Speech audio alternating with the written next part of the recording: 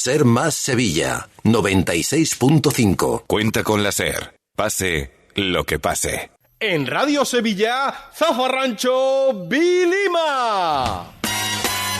Zafarrancho Vilima con la Flor de Utrera.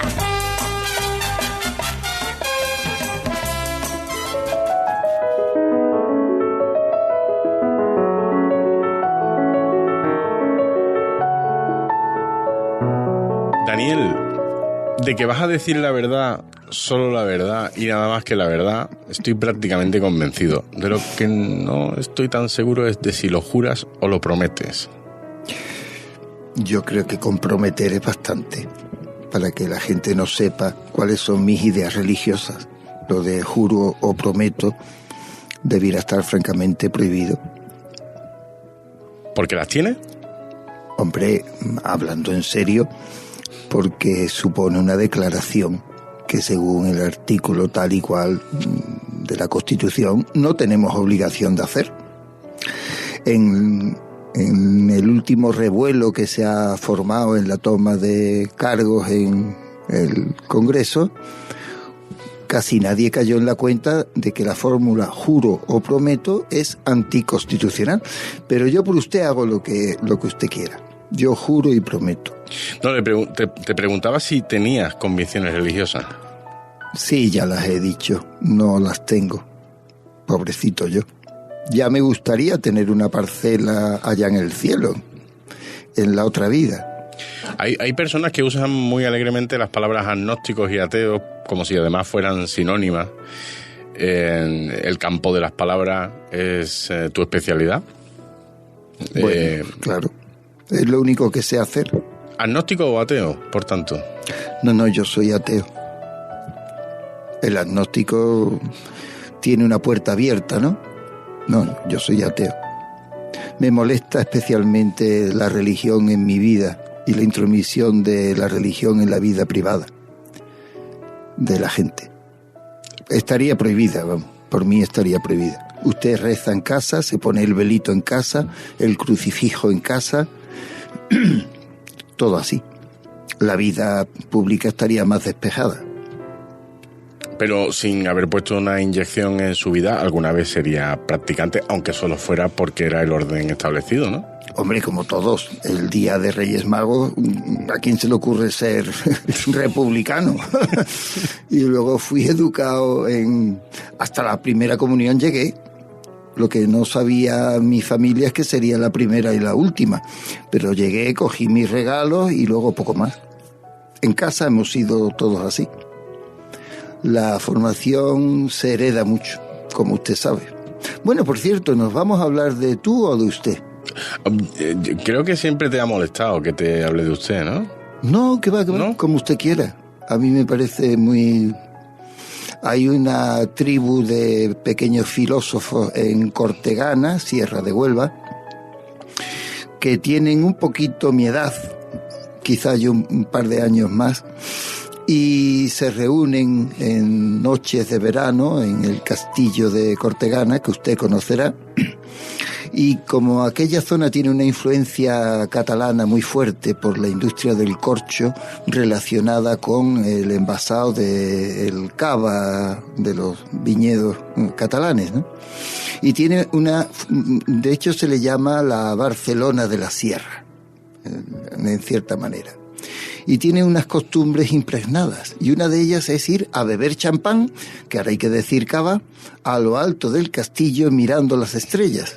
Ellos manejan perfectamente las constelaciones, no miran distinguen la osa mayor de la otra y de la otra y de la otra, y se pasan la noche allí hasta que amanece, cogen una borrachera de espanto, hablando de Kierkegaard, de Schopenhauer, algo increíble.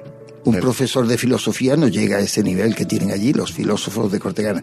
Y la nota que tienen es que, estando en función, todos ellos se hablan estrictamente de usted. Nadie tutea a nadie. ¿Te parece que según el tono de la pregunta te hable de tú o te hable de usted? Ah, por supuesto, como usted quiera. Porque existe el verbo tutear, pero ¿existe el verbo ustear? Ustear se puede decir, ustear, claro. Si usted quiere, nos usteamos. Ven. Ya puede empezar. ¿A ti te molestan los convencionalismos? Según cuáles, sí. Según cuáles, sí. Hay otros que supongo que los necesito, me dan seguridad, ¿no? ¿Cuáles sí y cuáles no? Bueno, aquellas convenciones que tienen que ver con mis faltas, con mi falta de soltura, con mis inseguridades. Pues me interesa que todos los días, más o menos a las 3 de la tarde, pase lo mismo, ¿no? No quiero sobresaltos, soy un rutinario, ¿no? Pero aquellas convenciones que vienen impuestas por poderes que no me gustan, no puedo con ellas. Que haya que ir al Rocío porque es el Rocío, que haya que ir a veces de excursión porque otros van de excursión, que haya que hacer un regalo porque otros hacen. La repetición sistemática me parece que no es mi estilo. Es peligrosa. ¿Ha sido siempre así? Yo, sí, más o menos. Más o menos. Pero bueno, porque tiene usted delante a un individuo que ha salido un poquito raro, sin querer. Primero por las circunstancias de mi familia. Diga. Pero que uno se vea raro entraría dentro de la normalidad, ¿no? No de la rareza, ¿no? Es que ahí se cruza algo con lo que yo no me quiero confundir, y es con el afán de dar la nota o ser aislado, peculiar. Nada de eso me interesa, aunque alguna gente, visto mi indumentaria o algunas costumbres que tengo, se confunda. No, por mí sería el profesor invisible. Creo que algo sabes tú, que cuando no me gusta aparentar mucho, no.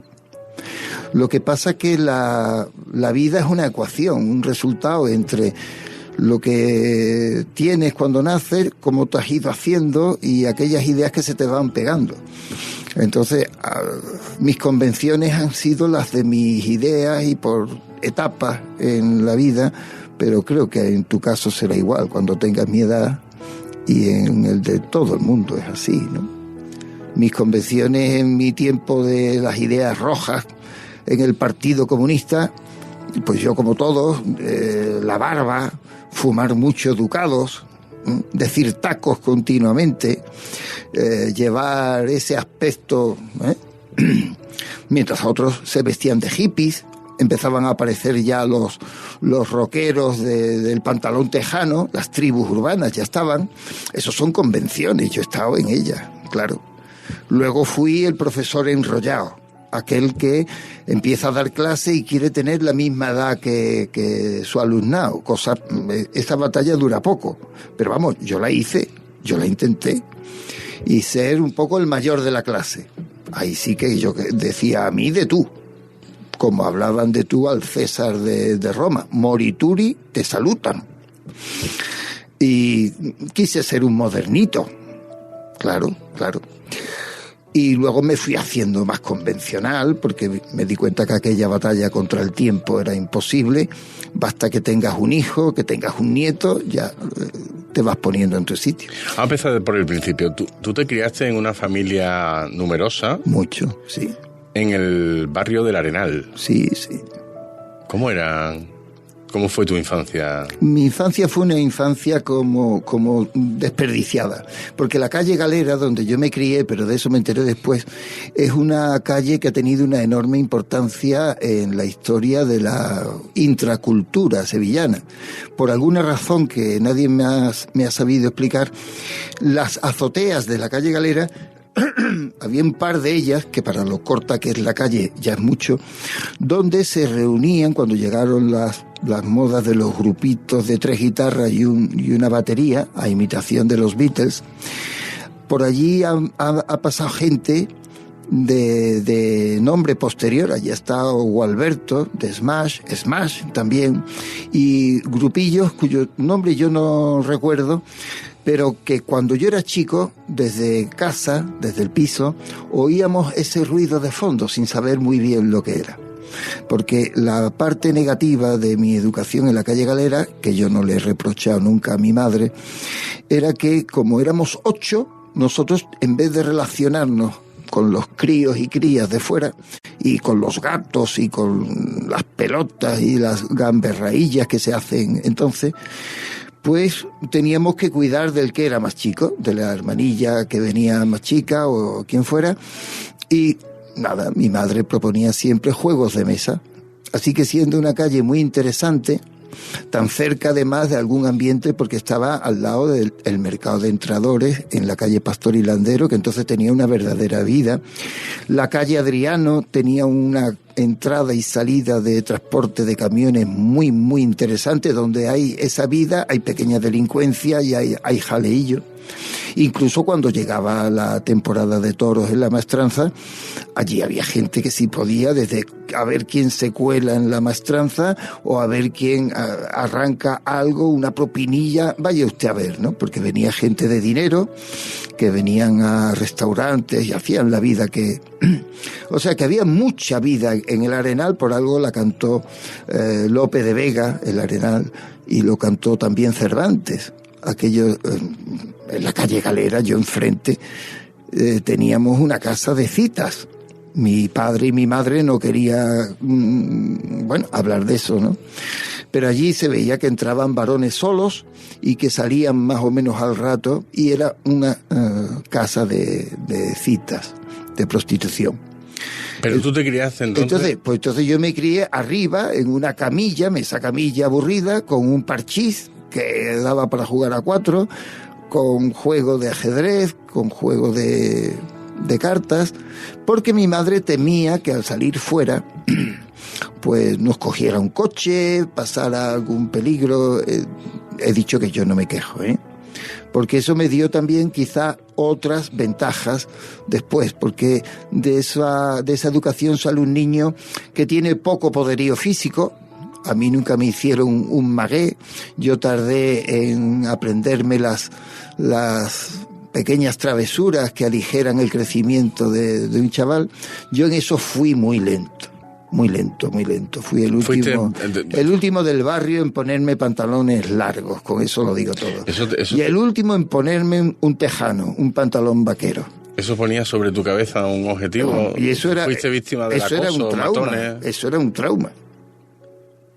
¿Abusaron de ti, matones? No, porque la protección de mi madre más o menos funcionaba en la calle, pero cuando llegaba a la escuela francesa, ahí me daban coscorrones, porque me veían con pinta un poco tontorrón. Claro. Y encima, como pasábamos el veraneo allí en Santander, provincia, veníamos hablando fino con la S. Y eso estaba muy mal visto. Los duros del grupo me daban unas collejas, porque ¿quién va a hablar con la S? Un fino, un mariquita, pero este niño, ¿qué le pasa? ¡Bomba! Te cogen en aquella época Manu Belardo y... Pero yo lo que hacía, claro, hombre, Manolo Bueno, no, curiosamente yo me llevaba bien, porque los Manolos Belardo de este mundo tienen muy buen corazón. Sí, es verdad. Y a mí, o de mí, se dieron cuenta 2 matoncillos que había, más repetidores que otra cosa, y me protegieron. Uno de ellos, sobre todo, especialmente. Y guardo de él un recuerdo entrañable. Ya desde ese momento ya nadie se metió conmigo. Claro. Porque bueno, que es un empollón. A todo esto yo sacaba 9 y 10, obligado como estaba por la beca. Si no, perdía la beca. Yo tenía que ser un buen becario, ¿no? Entonces fui una calamidad, protegida por mis amigos matones, que esos ponían a caldo a los demás, y entonces ya yo pude prosperar. Y otra opción que tenía, que nunca me la ha perdonado mi hermano chico, era... le decía: Pepe, hijo, mira, a mí me van a dar de todas formas. ¿Qué ganas con que nos den a los dos? Déjate dar a ti, que es que yo no lo puedo evitar. Él tardó en comprenderlo, no sé por qué. ¿Por qué la crueldad de los niños, Dani? La infancia es cruel, ¿verdad? ¿Por qué? Hombre, porque están aprendiendo de los mayores, lo primero. Hay que imaginar cómo seríamos de críos en otro entorno. Mira, hace muy poco tiempo se ha destapado el penúltimo juego en colegios o institutos. El de la muerte, ¿no? Eso es. De asfixiarse, ¿no? Estamos mucho peor que antes. Sí. Claro, fíjate lo que tarda un chaval en Estados Unidos en coger un fusil y empezar a tiros en su instituto. Así que la violencia de antes era directa. Bueno, pues un chichón, una caída, una rozadura, seguramente. Pero ahora con los medios que hay, la gente creo que a la misma edad está peor. También la gente se suicida antes, ¿eh? ¿Siempre has tenido la misma locuacidad y el mismo don de verbo? No sé. Yo espero estar haciéndolo bien para ti. Nada más. Digo de pequeño, por si te servía, si te servía la oratoria para evitar, para esquivar golpes. Me temo que no. Solo pasa en las películas. No. Porque quien manda es la estética del macho, que era muy acusada, tú la habrás conocido también, ¿no? Y los padres de aquella más fuerte, y los padres de aquella época, tener un hijo que no ha sabido o que no sabe desenvolverse bien en la calle, debería ser un... Sí, pero no era mi caso, porque ya te digo que era una especie de convenio familiar. Tu padre veía bien que tú estuvieras recogido en las faldas de tu madre. Lo querían porque estudiábamos, estábamos controlados, no teníamos malas compañías, eso que se dice, no teníamos chocazos ni veníamos con tiritas de la calle. Ese tipo de educación tiene un público, tiene su público y lo sigue teniendo, es lo que yo veo. Sigue habiendo mucha criatura muy apegada a la falda de la madre o del padre, y con una burbuja muy chiquita. En cuanto se alejan, venga. ¿Y tú lo has hecho eso luego con tus hijos? No, yo curiosamente no, ni lo hice, porque la ventaja es que tuve una madre muy despejada.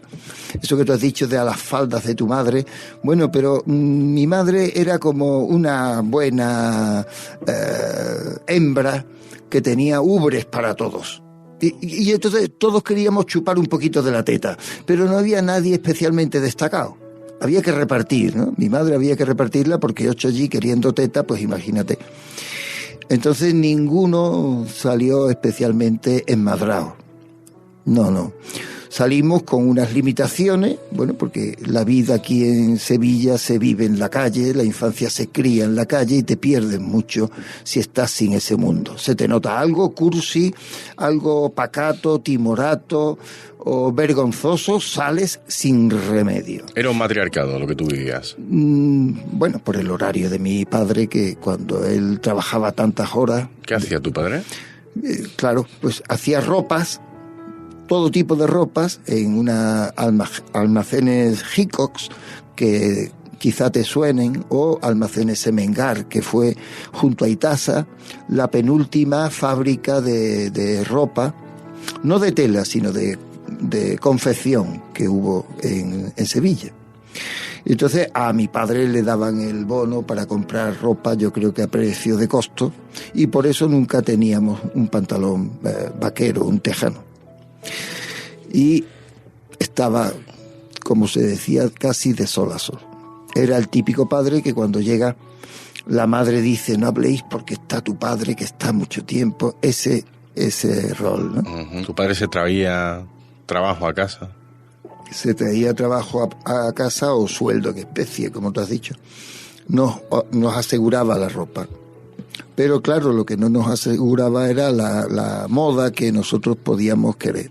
No venía nada más que el tergal, ¿te acuerdas del tergal? Sí, popelín, cosas que había que planchar y así. Y nos daba un aspecto un poquito serio en relación a lo que veíamos fuera. Ser Más Sevilla. La Flor de Utrera. Anís artesanal de intenso sabor natural destilado al estilo tradicional. Para disfrutar en momentos especiales. Destilado en alambique de cobre fabricado en la sevillana calle Feria en 1913. Pídalo en su establecimiento habitual. Anís La Flor de Utrera. La mejor forma de brindar. ¿Dolor de rodilla? ¿Molestias en la espalda? Presta atención, porque Hidrovital Salud puede ayudarte. Llama ahora mismo al teléfono 900-877-300 y solicita tu sesión láser gratuita en tu propio domicilio. Di adiós al dolor en menos de 30 minutos. Recuerda, llama al teléfono 900-877-300. Oyente de la SER, escucha esto. La estación radiodifusora EAJ1 de Emisiones Radio Barcelona. Con esta voz empezó la cadena SER hace ya muchos años. Bueno, no fue tan fácil la cosa. ¿Qué quieres decir? La frase, la estación radiodifusora EAJ1 de Emisiones Radio Barcelona no le salió a la primera. Mira, no, escucha. pero da igual, hombre. La estación radiodifusora EJ1 ¿Has visto? de Emisiones J. ¿Has visto? Toma dos, da igual. La estación EJ radiodifusora EA1 Barcelona. ¿Has visto? Bueno, toma tres. La estación JE1 Se equivoca. Sí, pero... J Radio ¿Ves? E1. Pero da igual, pero... Eran los inicios de la radio y... Ya, bueno, pero no lo hizo la primera. Radio A Barcelona. Cadena SER. No queremos ser perfectos. Solo queremos gustarte. 1 E1 J A J1 de Emisiones Radio JA1 A J J Ser Más Sevilla 96.5. When they poured across the border, I was cautioned to surrender. This I could not do. The Partisan, de Leonard Cohen, es tu primera elección musical. Bueno, la tuya o la mía. Eres tan poco convencional, te gusta tan poco lo establecido, que cuando te pedí por favor que eligieras 5 canciones, me elegiste alrededor de 100. Y me dijiste que de esas 100 eligiera yo las 5. Así que... Está bien dicho. Te propuse que mediante tu elección tú me hicieras a mí de esa forma las 5 primeras preguntas. Vale, venga, pues Tú me has preguntado realmente a mí por El Partisano. Sí. La canción de Leonard Cohen. Sí. Y las 100 que yo tenía, hombre, no las hice en un día, ¿no? Es una colección hecha para zafarrancho Vilima sin menoscabo, para que cada quien elija. Yo tengo el gran problema de que mi gusto musical prácticamente no existe. No hay música que no me guste. ¿Se ajusta la palabra ecléctico? Ecléctico puede ser. Voy a jugar a tu juego. Venga. ¿Por qué crees que yo he elegido para ti El Partisano? Bueno, pues quizá porque la segunda parte, bueno, el origen de la canción es francés y a los dos nos une esa formación francesa. Después porque te gusta Leonard Cohen, nos gusta a los dos Leonard Cohen. El sentido simbólico que tiene esta canción es una canción que oída en ciertas circunstancias hace lo que tiene que hacer lo que llamamos el arte, ¿no? Provocar los velillos de punta. Esta es una película, la historia cuenta la historia de un partisano francés que detiene el ejército alemán, encuentra refugio en un granero. Hay un hombre que le ayuda al partisano, al guerrillero, al antifascista o antinazi, le ayuda. El partisano da la vida por perdida, es como el pirata de Espronceda, pero quien también cae es el granjero que le dio. Es decir, se trata de una historia de represalia, ¿no? Muy fuerte. Pero las ideas son así, si tienes que dar la vida, más vale, porque al otro día si sigues vivo estás muerto. Si no has hecho por cobardía algo en tu vida, no se le recomienda a nadie eso. Salvas el pellejo, pero no salvas el alma. Hay que saber por qué se muere, claro. ¿El miedo es eficaz? El miedo es impresionante. Debe ser eficaz, sí, porque es una marca que no se nos borra fácilmente. ¿A qué has tenido miedo tú? Yo he tenido miedo fundamentalmente a la mutilación y a la tortura. He tenido miedo a que me dieran una patada en los huevos, una descarga eléctrica o a que me arrancaran las uñas en una comisaría un policía franquista. a eso le he tenido auténtico miedo. Y he sobrevivido. Yo no había leído a Borges, pero la táctica era la siguiente: imaginarme el día después. ¿Qué sería si yo, delante de mis camaradas, delante de mis partisanos, tengo que reconocer que he chivado los nombres de la célula, del partido, de los que estábamos allí metidos, ¿no? Y solamente de imaginármelo pude aguantar, hacerme fuerte. Y me hice fuerte y no me pasó nada. Luego tuve también que la policía tenía gente más importante y peligrosa que yo. Yo no era más que un estudiante un poco hablador en una asamblea estudiantil. En aquellos tiempos, ahí estaba el Proceso 1001, Marcelino Camacho, la gente que verdaderamente inquietaba al régimen. Yo estaba muy, muy atrás. Cuando hablas de la tortura, ¿hablas como una posibilidad que podía ocurrir o como algo que te pasó? Algo que ocurría en la Gavidia. Todavía está ahí el edificio para quien quiera verlo. ¿Pero en tu carne? Claro, claro. ¿A ti te han torturado? No, pero a compañeros míos sí. Claro. ¿Y eso es una forma de tortura indirecta? Saber que a tus compañeros... Bueno, eso es, ¿cómo se dice? Hablando de ti, centrándome en ti. Las barbas de tu vecino, esas son las barbas de tu vecino. Tú y yo estamos en la misma actividad y a uno de los nuestros le está pasando eso, basta que te hayan roto una costilla, que fue el caso más cercano que yo tuve. ¿A ti te rompieron la costilla? No, a mí no. Pero a mi amigo entonces, Jorge Jiménez Barrientos, que llegó a ser su nombre, lo digo porque llegó a ser conocido, luego siguió haciendo carrera en el Partido Socialista en los tiempos de Felipe González. A mi amigo me lo dieron, volvió al San Isidoro un día con todo el tracto de la caja torácica envuelta como Tutankamón, enmomiado, ¿vale? Y sé de otros que habían padecido una peor tortura, porque muchos de nosotros éramos mariquitas o estábamos en la edad de salir, yo me incluyo, como Unidas Podemos incluye a los varones, pues yo digo éramos mariquitas, algo que yo no he sido nunca, pero sí he estado rodeado en mi pandilla, la mitad o más eran chavales homo. Y te digo, la amenaza que utilizaba la brigada político-social era desvelar la intimidad de ese que estábamos en Preu, en COU, que es lo que se estudiaba, entrando en carrera universitaria, ¿no? Y eso podía ocasionar el conflicto serio ante el profesorado o en tu familia.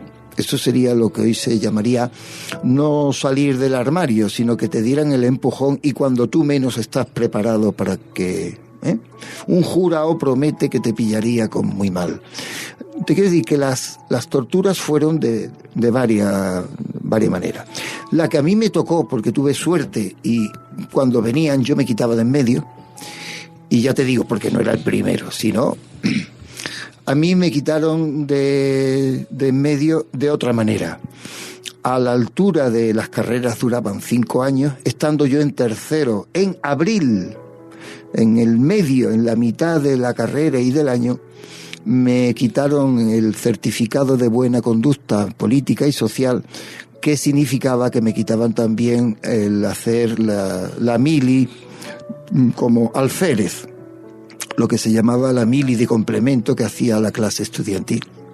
Así que tuve que ir en pleno abril, faltando un mes y un poco para el final de los exámenes, y tuve que ir a la mili raso y sin posibilidad de destino ninguno. No me dejaron ejercer ni dar clase ni nada. La única suerte que tuve, que me reí un montón, porque el ejército me quiso joder lo que más pudo y dijo, ¿qué es el destino más lejos que hay en el mundo? Pero ellos no habían caído en una cuenta que yo estaba residente en Sevilla, pero mi caja de recluta, porque yo no había cambiado los papeles, estaba en Barcelona. Así que de Barcelona dijeron, ¿qué es lo más lejos de Barcelona? Esto es lo que luego han hecho con el alejamiento de los presos. La mala leche es siempre la misma. Y miraron el mapa de España y dijeron, las Islas Chafarinas, Melilla. Pero claro, vistas desde Sevilla, Chafarinas, Melilla ya no está tan lejos. Hay que ir a Almería o Málaga y de allí se coge el barco. Así que al final me reí yo un poquito del ejército español. Y esa fue la represalia que a mí me quedó. Me costó un año más terminar la carrera, en vez de en 5 lo terminé en 6. Pero bueno, me alegré. Y tal cual se repartía candela en las comisarías, que después se volvió a hacer local con el tema de ETA y el terrorismo, la policía española se ha pasado tela. Supongo que ustedes recordarán la historia del Lute, o camina o revienta, ¿no? Entonces la brutalidad policial ha sido, el crimen de Cuenca lo refleja muy bien, ¿no? La brutalidad en los sitios rurales con gente que no tiene educación, donde venga, el confiesa o te estrangulo, ¿no? Eso sí que me ha dado miedo, he salido con bien y ya no tengo miedo a nada. Ahora me puede usted preguntar lo que quiera que me dé miedo, que ya no me da miedo nada. ¿Y mereció la pena? Para mí no pude elegir, así que tengo que decir que sí. Creo que, bueno, de todos aprenden, ¿no? Como los mayorzotes me enseñaron lecciones de, por lo menos, desigualdad. No estamos iguales. Hay alguien con quien yo me puedo pasar y de quien puedo abusar, pero otro puede abusar de mí. Así que eso supongo que nos pone en la escala de la vida en un justo medio aproximadamente. No salimos excesivamente pijos, ni salimos excesivamente soberbios, ni excesivamente sobrados en nada, ¿no? Hay siempre quien te enseña, siempre. Pero también, como el cuento de Calderón de los altramuces, hay quien va comiendo las cáscaras de altramuces que yo voy dejando. Eso nos da también una conciencia social que creo que es importante. Y tampoco la regalan. Muchas veces nos olvidamos hablando de cosas, de lo que ocurre en la actualidad, de cómo el plan que vamos a hacer, cómo va con el niño en el colegio y estas cosas. Muchas veces no nos damos cuenta de hasta qué punto nuestro pequeño mundo es chico.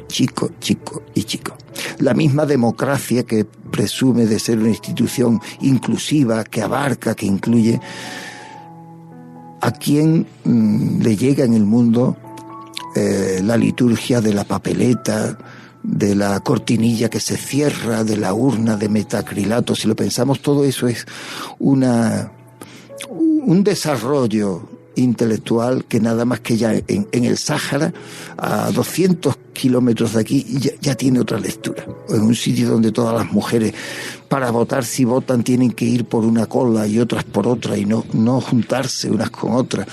En fin, y ya empezamos a extrapolar nuestro mundo, nuestras preocupaciones, lo que a nosotros nos preocupa, Leonard Cohen y El Partisano, y que ya somos más chicos todavía, somos chiquitísimos, no somos nada. Habría que buscar el común denominador de la humanidad toda, desde yo o desde Donald Trump, vamos a incluirlo al banquete, hasta la persona más desahuciada.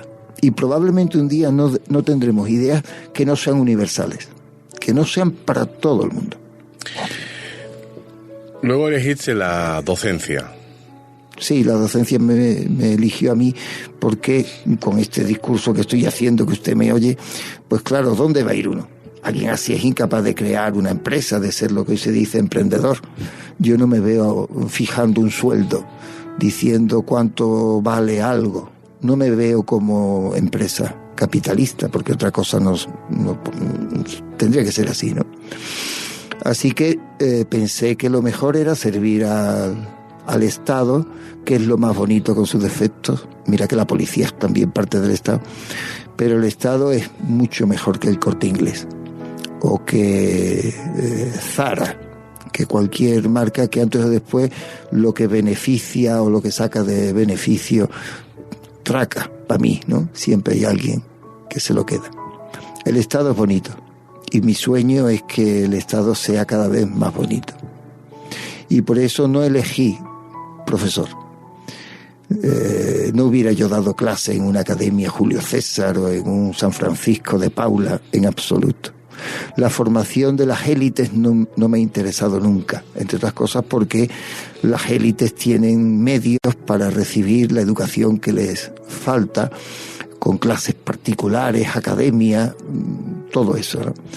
Lo mío era clarísimamente de vocación por la pública, por la enseñanza pública, la enseñanza como misión pedagógica, la enseñanza que lleva a cuanta más gente a salir para adelante.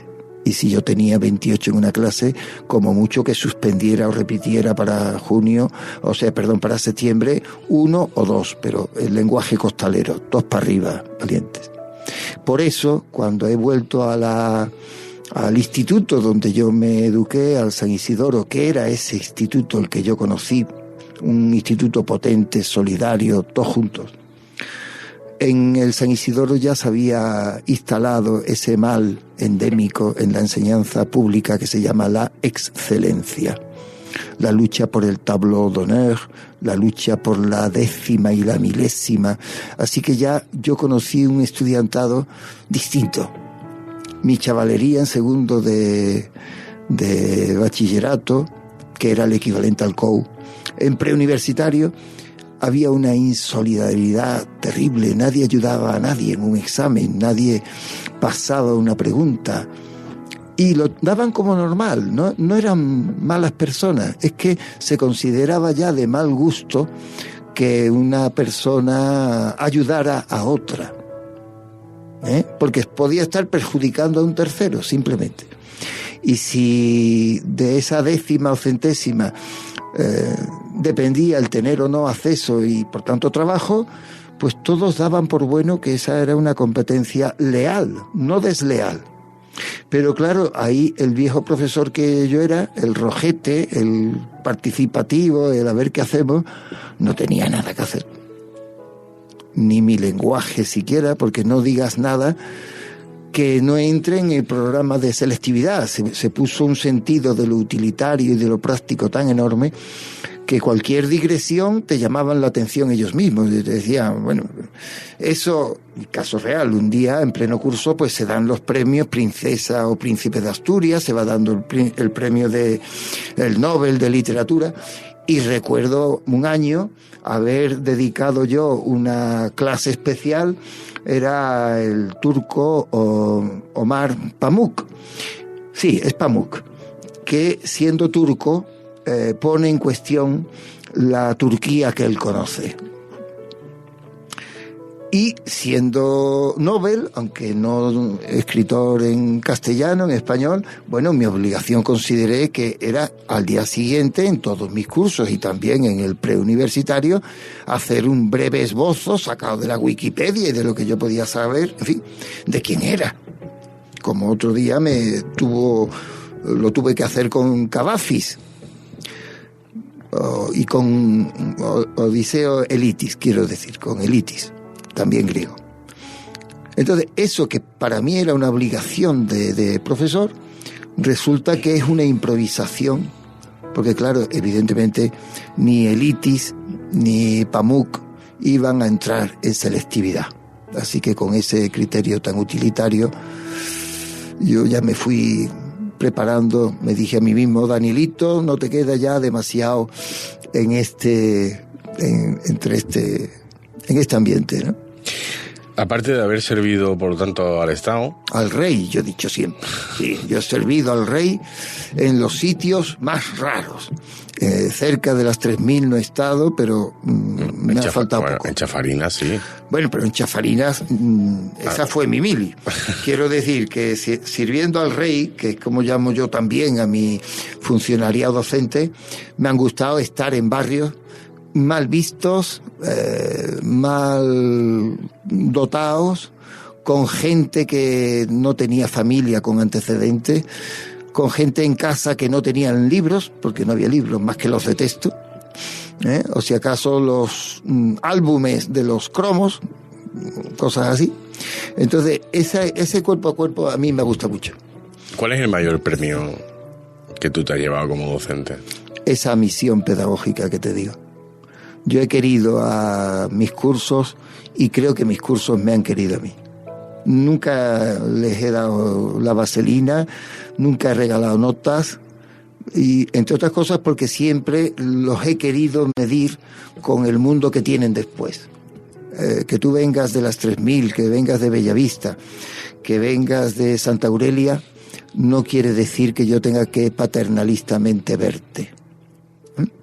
Contigo, a ti te está esperando la gente que está al otro lado de la ronda del Tamarguillo. Te está esperando el supernivelón de la criatura estudiada en lo mejor de Nervión, en lo mejor de Los Remedios o en el centro de Sevilla. Así que a por ellos, te los tienes que comer.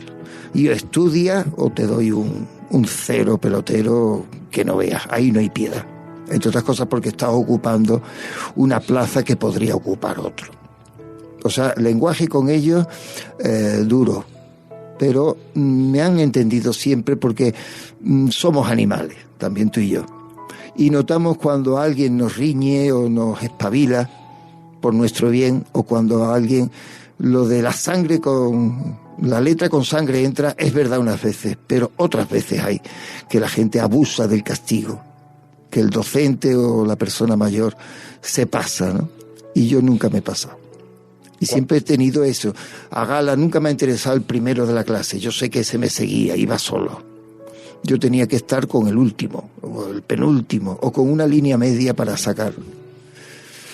Y ahí he estado muy honrado. He sido feliz en mi trabajo. ¿Todos los profesores de la educación pública tienen vocación de docente? La mayoría no la tiene. Yo sí. Bueno, y una minoría importante, pero la mayoría no la tiene. Lo que pasa que de eso no se dice. ¿Lo decimos aquí? ¿Te apetece?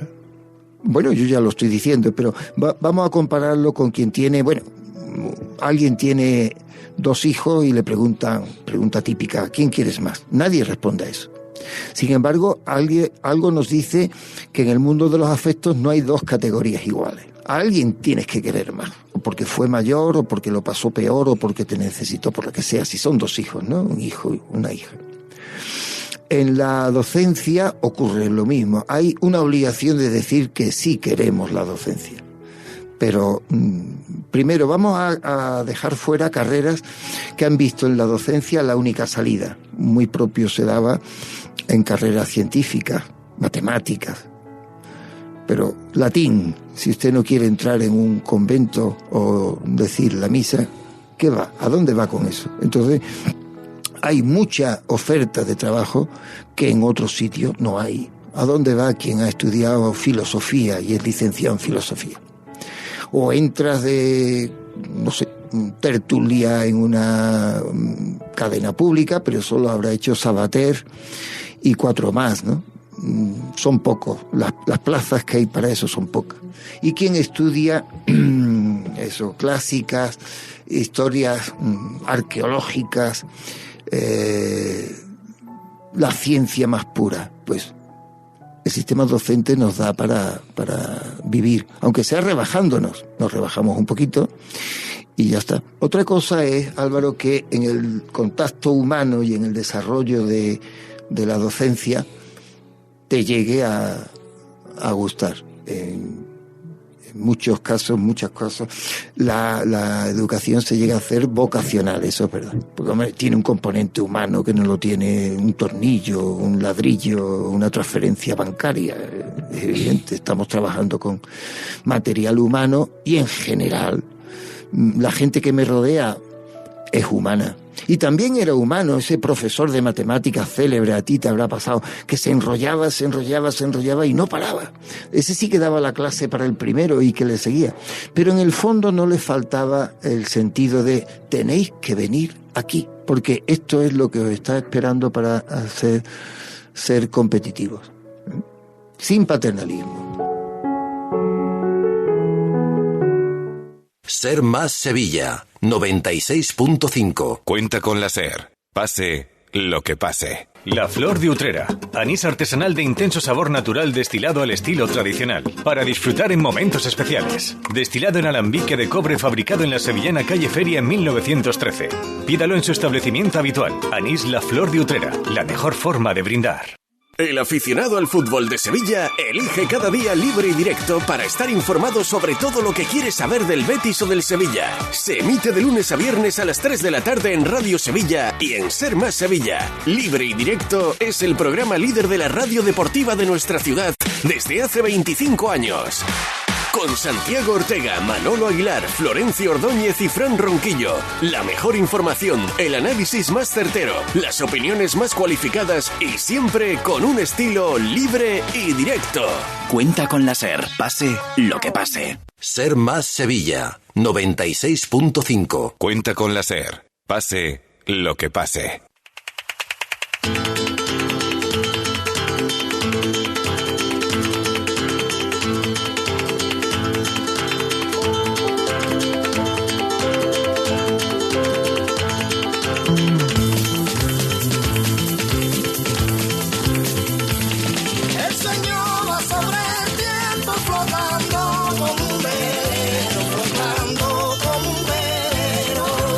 La leyenda del tiempo, Camarón de la Isla, musicando versos de Federico García Lorca. Sí, la música creo que es de García Pachón y el poema de donde menos esperaba la gente que podía salir para que lo cantara Camarón.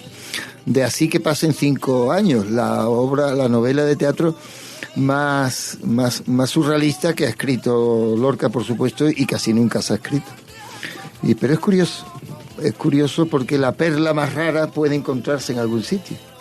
Y la letra verdaderamente no hay quien la entienda, pero lo mejor que tiene es que qué puñetera falta hace entenderla. Es que no hace falta.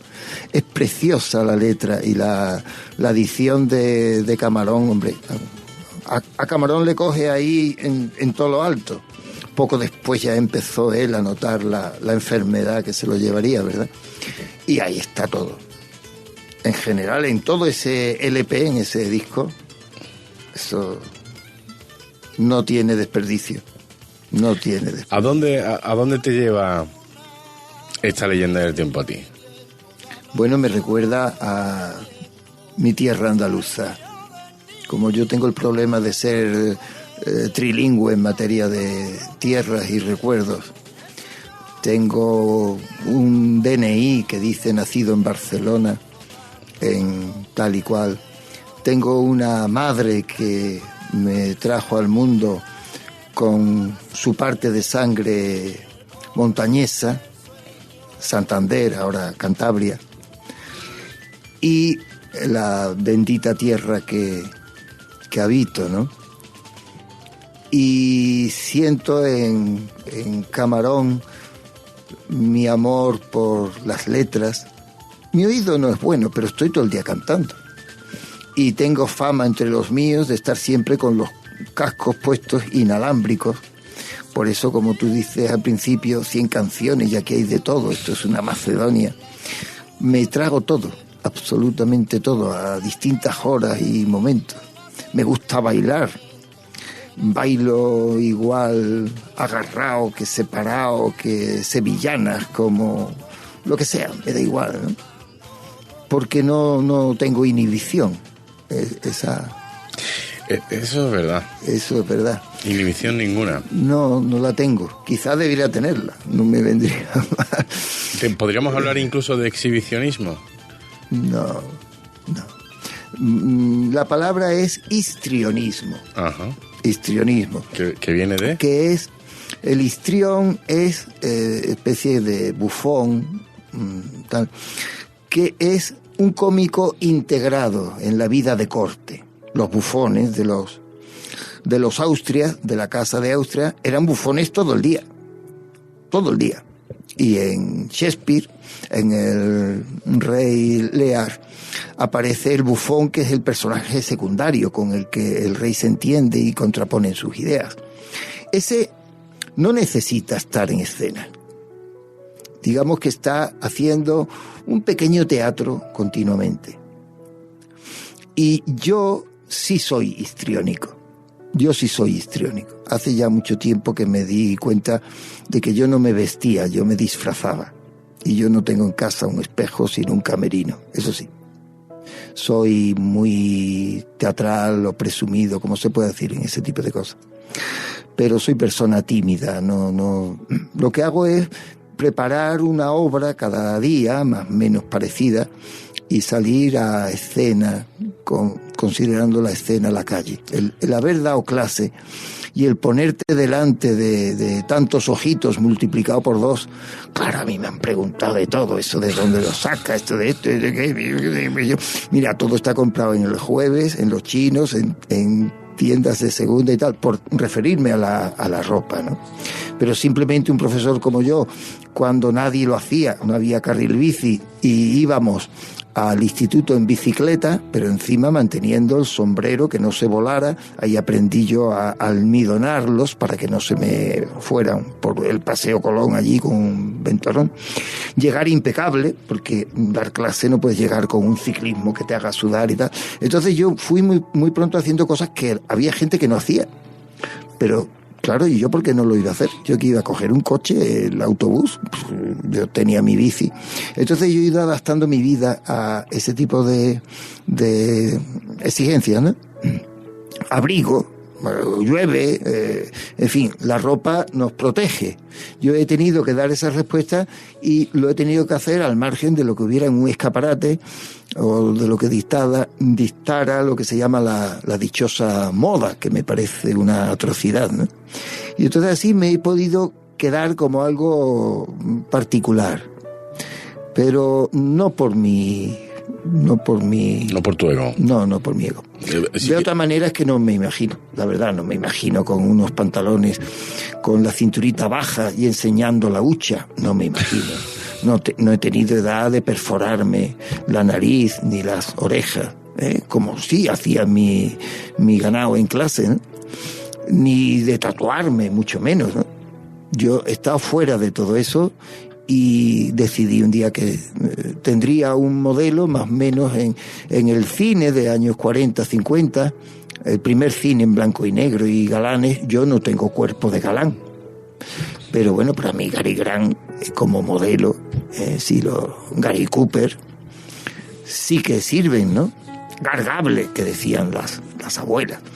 Pues, y ya está. A esa persona la pone usted en lo que ahora se ve y claro, resulta que puedo parecer raro, pero es que ellos no saben cómo los veo yo. Lo ridículo que me parece a mí alguien en la edad de los 60, pues con los mismos botines que la hija o que la nieta, con el mismo escote o con el mismo pantalón bajito en el caso de ellos, los llamados yayo flautas, me parecen una generación patética.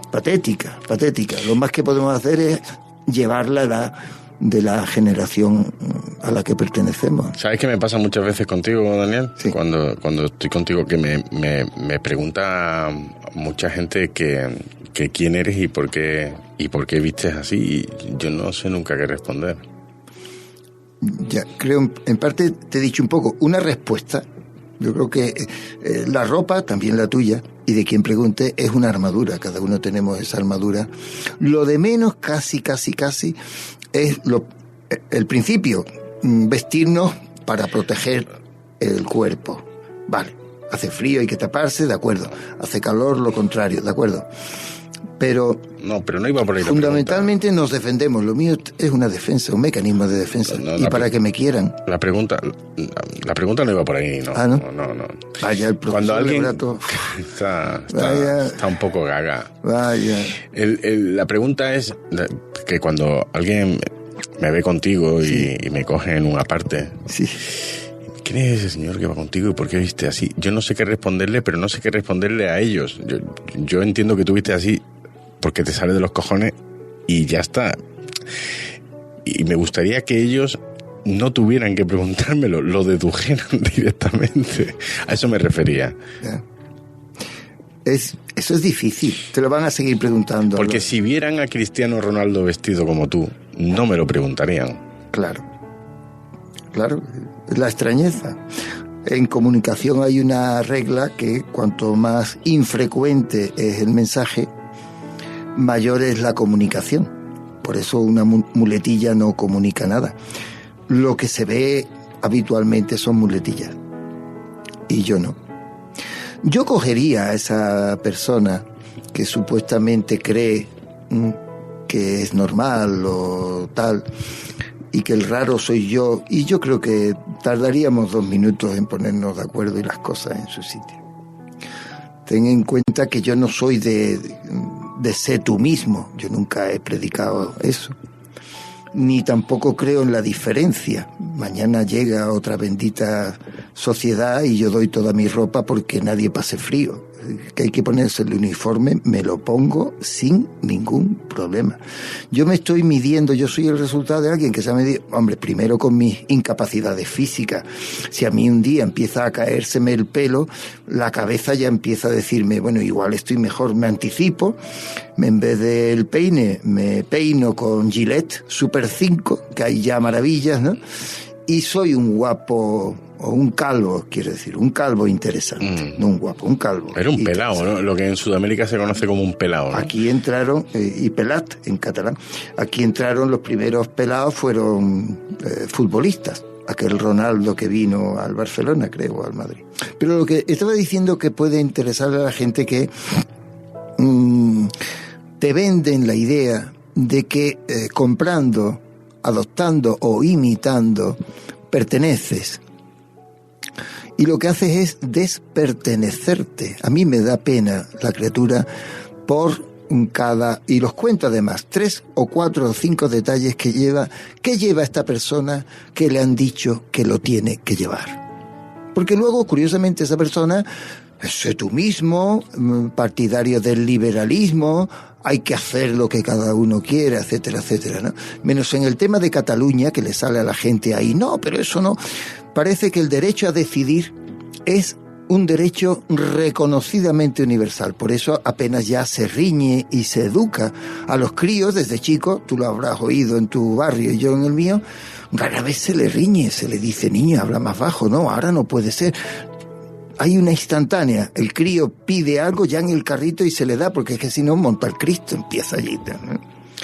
Entonces, esos mecanismos de esclavitud que tiene el llamado mundo prêt-à-porter, la sociedad de consumo, la democracia, pues le podemos dar varios nombres. Yo no voy a decir que estoy al margen, pero sí que soy mucho más libre que gente que, no que me critique, que se sorprenda. Porque esa gente que lleva, hoy el roto hay que llevarlo en el pantalón porque ha salido que hay que llevarlo así. Hoy el pantalón tiene que tener, el caso de las mujeres este último año, el pantalón llamado tobillero, ancho como pata de elefante. Yo veo eso, las criaturitas, y me da una buena pena, no mala. No pienso mal de nadie. Las criaturas una a una están todas salvajes. ¿Qué van a hacer? A nadie le gusta sentirse excluido, ¿no? Exactamente, lo que está haciendo un mono de repetición. Y como también eso va a los hábitos sociales, la niña de tu vecina o en el cole hace la comunión. Voy a hacer la comunión. Y encima viene por la cara Canal Sur y te monta un report sobre cómo se hace más barata la comunión, que a mí me escandaliza que la pública se dedique a esas cosas, ¿verdad? Pero ya tenemos una biografía maltratada, Alvarito. Ya tenemos. Ya tenemos la persona que se graduó en algo, que consiguió tal o cual trabajo, con un máster o algo por medio, que qué bonita es Europa, el intercambio y todo eso, pedazo tópicos. Ya la tenemos en un puesto de trabajo donde aspira a reunir los cupones de esta vida. Matrimoniada la persona, emparejada, y del orden de 1 a 2 niños, porque si no, no está usted cumpliendo con el canon. Se jubilará y se morirá. Esa es la triste vida de la gente, que no ha hecho ni un solo acto autónomo. No digo una rebeldía, algo que lleve su marca. Desde el piercing que lleva, ay, mira, esto me distingue de otra nariz. Un huevo. El tatuaje, no, es que este tatuaje, otro huevo. Porque claro, yo no creo en las alucinaciones colectivas. A todo el mundo no le va a dar espontáneamente por llevar roto el pantalón, tatuado y pinchado parte del cuerpo. Eso. La gente se tiene que preguntar, ¿quién manda aquí?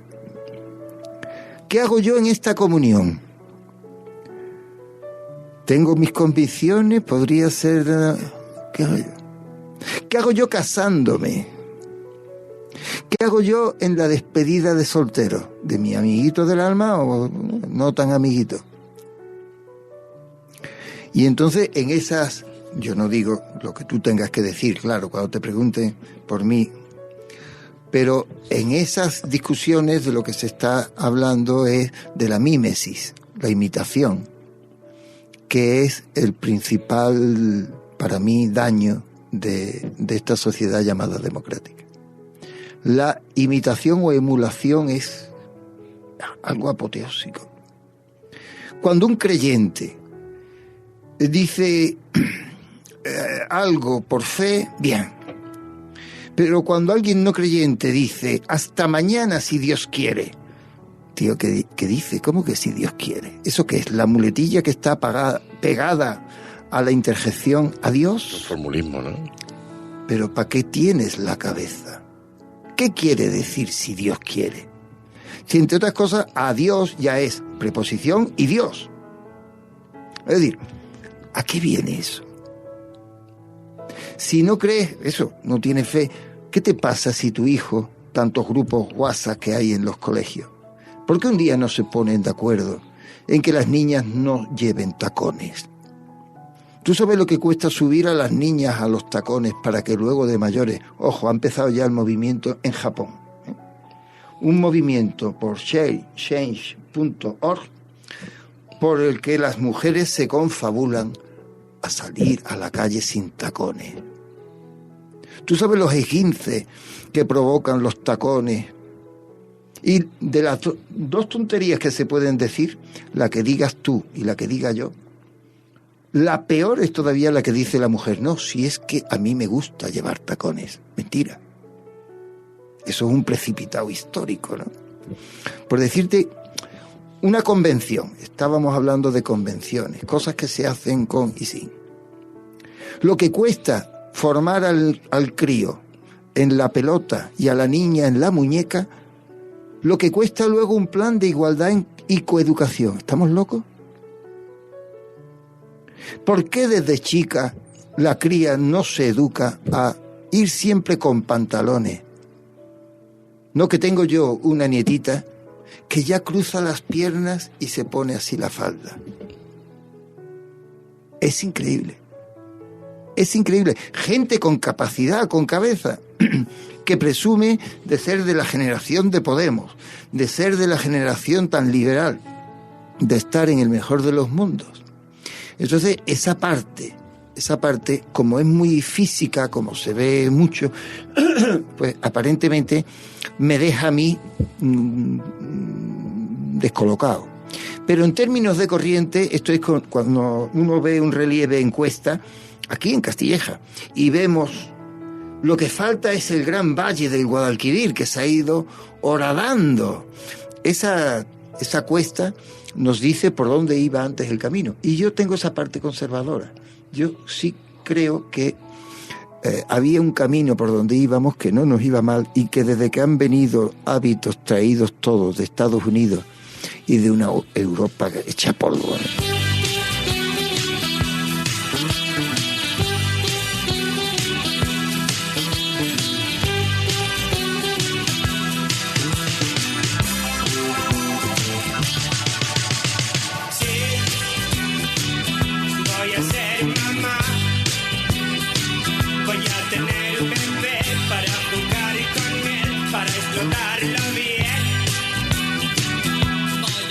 Voy a ser mamá, es increíble. Almodóvar y McNamara. Voy a ser mamá. La gente debe saber, ahora que está más cumplido de años y de obra, que el primer el Almodóvar de los años 80, que lo recuperen, que lo busquen, que lo encuentren, que probablemente estará ya en toda plataforma que se precie. Puede salir otro, ¿no? También, ¿no? Hombre, ya, pero Almodóvar ya no. Y aquellos años cafres y violentos, estéticamente, porque realmente no se hacía daño a nadie, ¿no? Fíjense ustedes que había un grupo que se llamaba Siniestro Total, otro que se llamaba, el de Pablo Carbonell, Toreros Muertos. Y esta canción de Voy a ser mamá, que dice, voy a ser mamá para tener una niña y hacerla abortar y meterla en la prostitución. Es decir, es todo absolutamente un disparate. Transgresor, ¿no? Total, hombre, saca de nosotros esa parte que tenemos. En el fondo, el más bien pensante, cuando ve a un abuelito, una abuelita que tropieza y se cae, lo primero que le da un español es risa. Y luego caemos en la cuenta, joder, pero si es que el anciano se ha podido romper, ¿no? Pero tenemos una parte, claro, es animal, ¿no? No lo podemos, ni tenemos, creo, por qué evitarlo. ¿Cómo fueron tus 80? Mis 80 que fueron así. Yo estuve en la movida sin faltar un detalle. Yo tuve todos los perejiles de... ¿Lo probó todo de la movida? Claro, hombre, reconectando con lo de antes, a mí ahora lo que se me ve es a un cadáver viviente, ¿no? Un señor que ya podía estar muerto y que sigue andando por la calle. Pero yo he estado con mi tiempo. Quien me ve ahora también reconoce a un tipo. Yo no hay nada que no lleve que no esté inventado. Y así lo he hecho en toda etapa de mi vida. Ya dije antes, cuando me tocó imitar al Che Guevara y tener barba y ser Daniel Rojo, pero luego me tocó vivir la movida. Y aquí la movida la viví en el primer destino asentado que me tocó como profesor, yo empezando todavía, y cuando todavía me creía que yo podía ser uno más en la clase, pues eso me ocurrió a mí en un sitio de privilegio por el nivel de vida y nivel de renta, y también por la cantidad de libertad que había allí en Valverde del Camino. En Valverde del Camino, en el Andévalo, en Huelva. No me imagino. Se acuerdan de mí, y yo me acuerdo de aquella bendita tierra siempre. Porque Valverde del Camino, quien no la conozca, es como Ubrique. Son dos pueblos industriales. Pero Ubrique es quizá más auténtico porque por tierras de Ubrique hay ganado del que sacan las pieles, Pero como Santillana del Mar ni es santa, ni llana, ni mar, Valverde del Camino no tiene nada de lo que hace. Produce carpintería sin tener bosque ni de dónde sacar esa materia prima, y potencia mundial en fabricación y costura de votos. Cuando llega el rocío, bueno, allí las tiendas echan arena. Y también por el puro ingenio, eso sí que es un emprendimiento que tuvieron los primitivos ahí en Valverde. El caso es que cuando yo estuve en Valverde en el año 82, Valverde tenía la renta más alta de la provincia, algo objetivo, renta per cápita, el más alto índice de suelo o espacio de ocio por cabeza, incluyendo discotecas, bares, espacios de veladores, todo esto, y el más o el segundo más índice en aportaciones a universidad. O sea que estaba destacado. Yo estaba allí en la gloria. Tuve la suerte de entenderme con el ayuntamiento y prácticamente yo era el segundo del concejal de cultura. Yo pedía algo para el instituto, para hacer un concierto, una conferencia, teatro, lo que fuera, y a mí se me daba inmediatamente. Yo tuve allí una bendita compañía que daba gusto trabajar. Y la gente era también, como tenían esa expectativa de salida, de llegar a hacer carreras y tal, el alumnado era especialmente bueno y espabilado. Hay una estadística que yo no estoy autorizado a decir, pero que la digo ahora. Había también una cantidad de mariquitas por habitante mayor que en ninguna parte. ¿Qué quiere decir? Se respiraba libertad. No es que aquella fuera una tierra más hetero o menos hetero, es que lo que había todavía no se había inventado la odiosa expresión salir del armario. ¿Qué coño armario? ¿A mí quién me ha metido en el armario? Como mucho era el otro lado de la acera en la canción de Lou Reed, o Lou Reed. Eso lo digo por señalar esa libertad que allí se respiraba. El año 82 fue cuando empezó el gobierno primero del cambio, de Felipe González, y en Valverde, en Huelva en general, que sigue siendo una zona muy, muy del PSOE. Te pregunté si lo habías probado todo en la movida, me dijiste que sí. Sí. ¿Y qué es lo que más te gustó? Hombre, me lo pasé muy bien haciendo teatro. Tuvimos una compañía que superamos las 20 representaciones, que para un grupo de teatro de instituto está muy bien. En nuestra gira fuimos por la provincia, por Cádiz, en fin, tuvimos cierto nombre. Nos inventamos 2 experiencias, las digo muy cortas porque se cuentan enseguida. Una era el aula abierta. El aula abierta consistía en que cualquier padre, madre, tito, familiar que quisiera entrar, profesor, que quisiera entrar en una clase, en cualquier clase que se estaba dando, allí que cogía su último sitio y se sentaba. Así que la madre o el padre podían ver al niño en interacción con... Parece mentira, pues eso todavía no se ha superado en el espacio didáctico. Y el otro gran invento que se llamó el aula de intercambio, que venía a resolver lo siguiente. Dada una cierta complejidad ya en preuniversitario y tal, si a mí, por ejemplo, caso práctico, profesor de literatura, me toca dar una unidad didáctica sobre el Renacimiento, antes de hablar de Garcilaso, pues pega que yo hable, o de la Celestina, pues yo tengo que ubicar aquello. Si a mí en ese momento y para ese espacio me apetece y le apetece a mi colega, yo me traigo a alguien del departamento de historia, que es quien va a dar la clase mía de literatura. Es decir, se trata de librarnos del picar. Mi clase tiene que durar 50 minutos. ¿Me entiendes, no? Y lo del aula abierta, cuando empezamos allí a trabajar, es lo que tú habrás visto, como mucho un bedel o un ujier en la universidad golpea, abre, se puede pasar o no, pero las clases en el sistema educativo español han sido un verdadero misterio. Usted no puede entrar aquí hasta que yo no salga. ¿Qué estamos diciendo? ¿Qué estamos diciendo? Como mucho que haya sitio, no molestar, y usted ve una clase en vivo. Para eso somos la pública. O sea, esa experiencia, eso fue una movida. Eso fue una movida. De hecho, tuvo mucha enemistad en el claustro. Gente, ay, a mi clase, ¿cómo va a venir? En fin. Pero nos divertíamos mucho.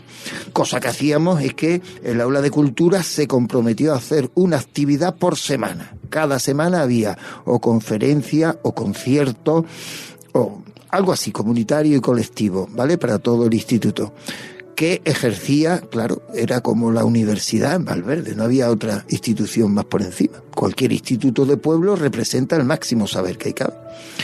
Y las fiestas nuestras, bueno, la verdad es que venía un ganado. A nuestras fiestas fin de curso es que venía todo el pueblo.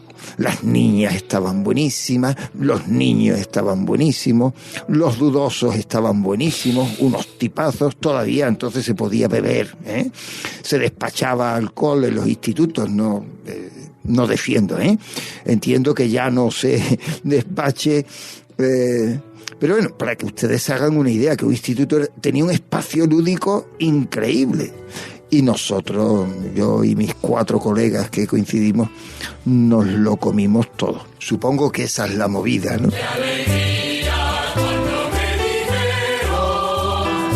Vamos a la casa del Señor, ya están pisando nuestros muertos. Los umbrales Jerusalén, yo la canté. Bueno, en fin, la letra esta es la original, pero está mal dicha. En mi casa se cantaba, no ya están pisando nuestros pies, sino ya están pisando nuestros muertos, tus umbrales Jerusalén. Porque quería decir...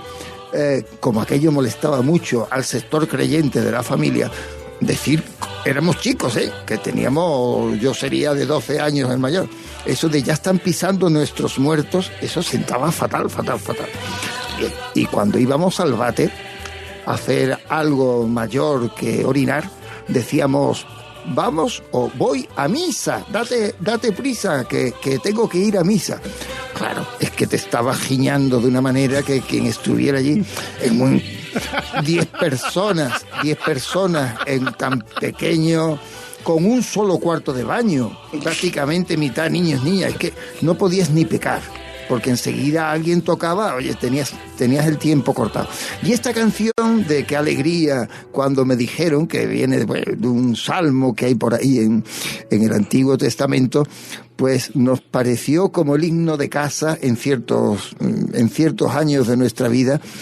Yo se lo dedico a mis hermanos, si me están escuchando, que inmediatamente van a saber, bueno, pues todavía está con el Qué alegría cuando me dijeron. En fin, las familias numerosas tienen un inconveniente, el que he dicho antes, que no sales fuera, que no te relacionas, pero luego tienen una endogamia muy interesante, muy interesante. Entre unos y otros, solamente en la ducha del sábado creo que se cortaban 120 uñas. Cortaba mi madre, ¿no? Una cosa, un baño y otro, el mismo vapor, aquello generaba todo tipo de... y también de erotismo, por supuesto.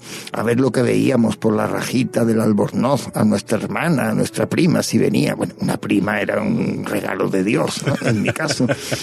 Una vida prieta interesante, donde las cosas iban saliendo. Esa fue la pequeña movida de la que venimos. Claro, a mí me ha extrañado que tú me propusieras esta canción y yo te la he elegido para provocar. Hombre, luego me hice de otro sistema, pero yo siempre he sido comunista, de una forma o de otra. Yo te llamo muchas veces... Tenemos que ir todos por algo, porque si no, no vamos a ningún sitio. Yo te llamo muchas veces el último comunista. Hombre, espero que haya por ahí alguna otra persona... Porque tú sigues siendo comunista. Hombre, yo pienso que lo que no vale para una persona no vale para nadie. No hay libertad si el mundo no es libre, y no hay buena vida si esa vida no se comparte. Otra cosa que, claro, yo tengo mi cinismo adoptado. Yo no doy limosna, no participo en ONG, no pongo parches. Nunca he ejercido la caridad. Es más, me parece particularmente peligroso, porque lo que sostiene la mendicidad, Sevilla está llena de mendicidad, es precisamente la caridad. Así que ese círculo vicioso hay que romperlo a la fuerza. Y yo nunca he sido de aquello de ¿y por qué no repartes y lo das a los pobres? Ni lo he aguantado, ni se lo he dicho nunca a nadie. Déjame, por favor, que apure los últimos minutos de entrevista. Esto es un viejo, quien me conoce. Venga. Para hablar del amor.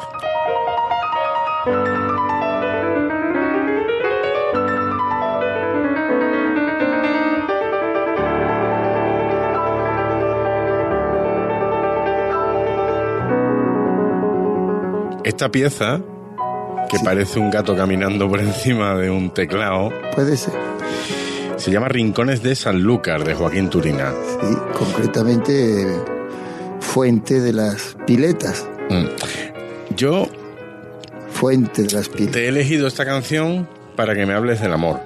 Del amor por las personas y el amor por los lugares. De acuerdo. Para que me hables de Pilar. De acuerdo. Para que me hables de tus hijos, para que me hables de aquellos de tus compañeros en Zafarrancho y Lima, que sé que nos quieres. Hombre, claro. ¿Qué es el amor para ti? Yo soy muy sensible al amor, a los afectos. Muy, muy sensible. A veces me doy coraje a mí mismo. Porque me gustaría ser... ¿Tú sufres por amor? Sí, claro. Claro.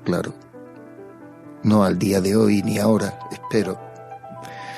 Pero estoy llamado a eso. Esa es mi vida, yo no tengo otra. No creo en ninguna comunidad más que en la comunidad de los afectos. Tú has tenido, digamos así, dos relaciones, no sé si han llegado al matrimonio. Bueno, o está dentro de lo que se conoce como arrejuntamiento. Verdaderamente, un día la puedo contar, pero en mi vida sentimentalmente fuerte ha habido 3 historias, 3 grandes guerras, y luego batallas, incursiones esporádicas y escarceos y gatillazos. Ha habido un montón, ¿no?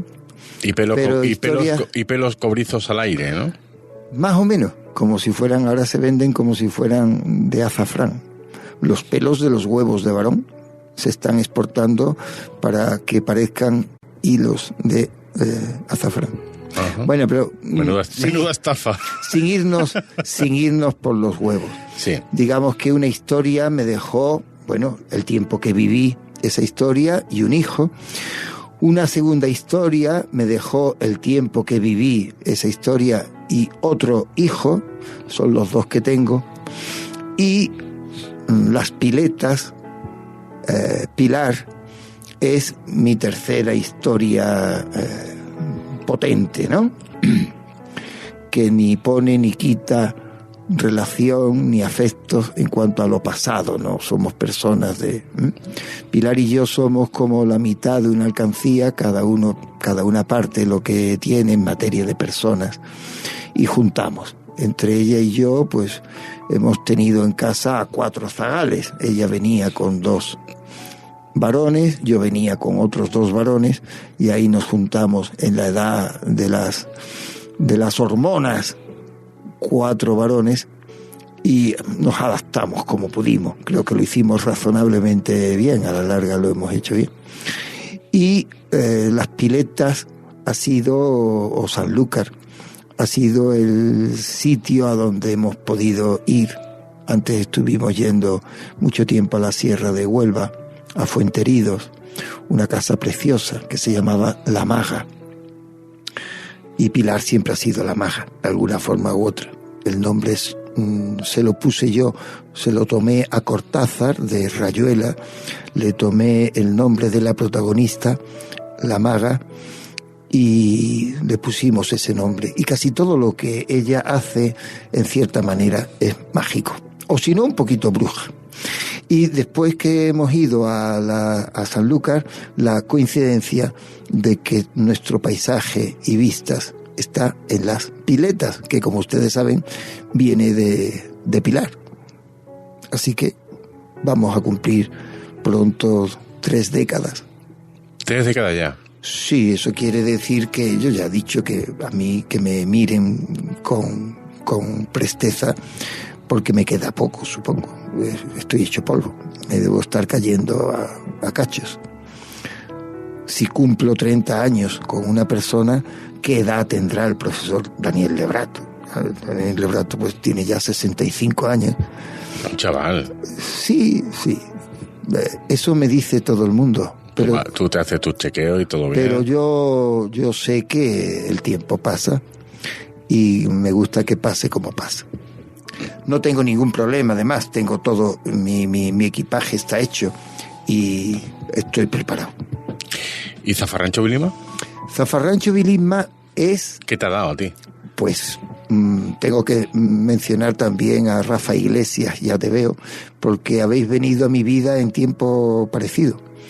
Cuando yo dejé la enseñanza presencial, cuando dejé de ver mis caras en clase, porque ya estaba yo prejubilado, habéis sido, bueno, y más Zafarrancho Vilima, en cuanto me pide especialmente un trabajo de profe, ¿no? Esta palabra, vamos con esta palabra. Seguís siendo mi alumnado. Que eso en un momento dado de la vida, creo que es muy importante. Porque yo debo a toda la gente que ha pasado por mí, también a ti, también a Rafa, el mantener a la persona al día. Yo, gracias a Zafarrancho Vilima, sigo recibiendo información de la calle. ¿Qué se dice en la calle? ¿Cómo se habla en la calle? Y eso antes o después nos corrige a los profesores. Los profesores somos unos ególatras. Creemos que yo, el o quién transmito. Pero ustedes transmiten una barbaridad, tela marinera. Un grupo, y no digamos si es de adultos y con las ideas claras, o si es un primerillo de la ESO, con las ideas más claras todavía, porque vienen oliendo a guardería, son una información que no hay canal, no hay Netflix, no hay libro que puedas leer para saber más cosas. Otro asunto es que seas tan torpe, tan necio, tan mentecato, o tan ególatra que solamente te mires a ti mismo. Pero si no hay, cada persona es una emisora. Se os podría poner un dibujito animado, como Radio Maimó, ¿no? Una corona, un aura. Y entonces, ese efecto que tenéis en Zafarrancho Vilima, esa información, para mí es vampíricamente aprovechable, ¿eh? Yo os chupo la sangre en ese sentido y espero que nos moleste, ¿no? Y te ha abierto también las puertas a otra audiencia también, ¿no? A otro público, ¿no? Bueno, claro, porque como ustedes no están solos, vía lo más fácil, Twitter, una red social, yo he llegado a estar hablando con un amigo argentino, David, que tú conoces, que tiene su banderita argentina, muy activo, que está muy preocupado por mí, porque piensa, ¿qué será del pobre profesor Lebrato? ¿Pero qué le estáis haciendo al profesor Lebrato? Sufre mucho. Entonces, toda esa comunidad muy divertida, a mí me parece entrañable, y te la tengo que estar agradeciendo siempre. Yo siempre te tendré. Un día dije que hubiera sido como el profe que nunca... como el hijo, el tercer hijo que yo nunca hubiera llegado a tener. El que no has tenido con Pilar, por ejemplo, puedo ser yo. Eso es. Y como es verdad que eres estrictamente coetáneo de mi hijo Javier, mayor, sí. Tienes exactamente la edad y la misma formación en la escuela francesa, pues sí, te lo digo con todo cariño y te voy a querer siempre. Claro. Incluso aunque por motivos de cambio en la parrilla digas, profesor, que yo un día pues ya pierda pero yo te voy a querer siempre a ti, a Manolo, a Patri, a toda la gente que va contigo, a quien últimamente he conocido, a Gonzalo, a Raúl, que lo conocí primero, y después a Quique. Somos gente aparente, ¿no? Esa es la cuadrilla. Están bien seleccionados, ¿verdad? Bueno, creo que ustedes se contrapesan. Las relaciones sabemos que son suplementarias o complementarias, ¿no? Y yo creo que ustedes tienen un muy buen equilibrio. El equilibrio funciona. Y la prueba será, supongo, la audiencia y el comentario, lo que se diga en redes. Ustedes estarán atentos a eso. A mí me da miedo el día que tenga que ponerle punto final a Zafarrancho Vilima. Bueno, ¿qué me recomiendas? Seguro que tienes pensado ya algo, ¿no? La teoría del crecimiento de las ciudades dice que una ciudad no debe crecer alrededor por formas de extrarradio, como crecen los árboles, por capas sucesivas o como la cebolla, sino que el crecimiento se debe hacer en torno a un eje, y conforme la ciudad se va desarrollando por sistema de lunas, llega un momento que lo que era el centro de la ciudad ocupa uno de sus lados. Porque por ese lado, vamos a suponer aquí Triana tiene el río detrás, no puede, algo parecido. O la Sevilla que ustedes quieran imaginarse.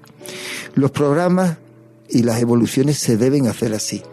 Yo creo que la obligación tuya no va a ser qué dura ni cuánto, sino en qué se diferencia este programa del anterior. Ese no crecer por capas concéntricas, que solo venga más audiencia, eso antes después se hace burbuja y se pincha y falla. Pero si tú vas, no te digo cada vez una sección nueva, ¿no?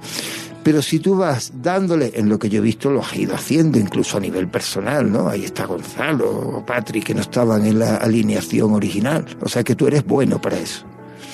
Tú vas metiéndole con muy poca variación de programa de semana a semana al final vas a coger el primer programa que emitiste hace 4 años y el último que estás emitiendo y tú te vas a dar cuenta que no se parecen tanto. No, claro. Ese es el secreto, porque además es lo que le va a gustar a los patrocinadores, porque si no te van a decir, claro, la fórmula está agotada. Claro. Lo que está agotado es esta entrevista, se nos ha acabado el tiempo, Daniel. Me alegro por la audiencia que estarán de mí. No, y además ahora vamos a tener un montón de testigos. Yo a partir de ahora te llamaba muchas veces profesor, te voy a llamar papá. ¿Te parece bien? Hombre, ya te he dicho que todo lo Pero en público, o sea, papá.